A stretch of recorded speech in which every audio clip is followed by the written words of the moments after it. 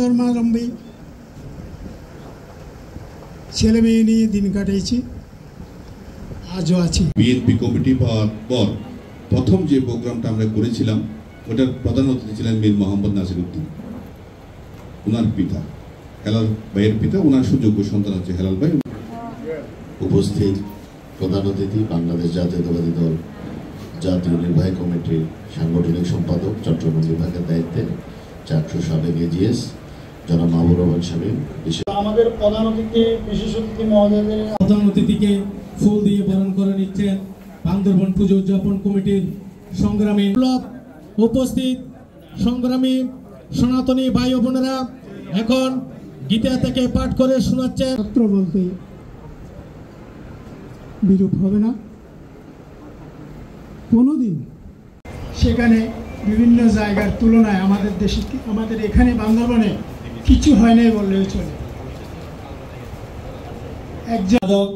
এবং আসন্ন যে শারদীয় দুর্গাপূজা, সেই দুর্গাপূজা উপলক্ষে অতিথিবৃন্দ, আমার হিন্দু ধর্মাবলম্বী ভাই ও বোনেরা সকলকে আমার প্রণাম এবং শুভেচ্ছা জানাচ্ছি।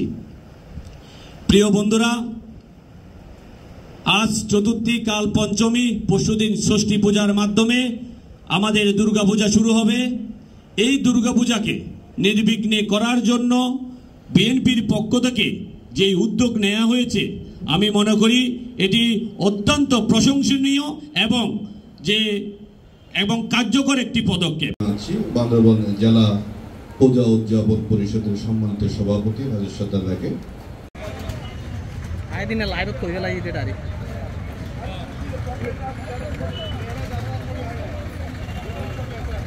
দেশে আসলে আমাদের দাবি তো সবচেয়ে ডিভিশন ওনারা 10টা জেলায় 10টা মিটিং করছে।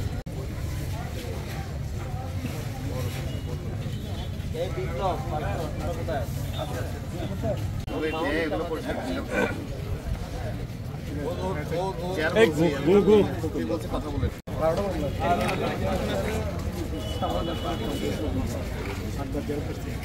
ওরা তো হিন্দু মানব জমিন মনে নাই।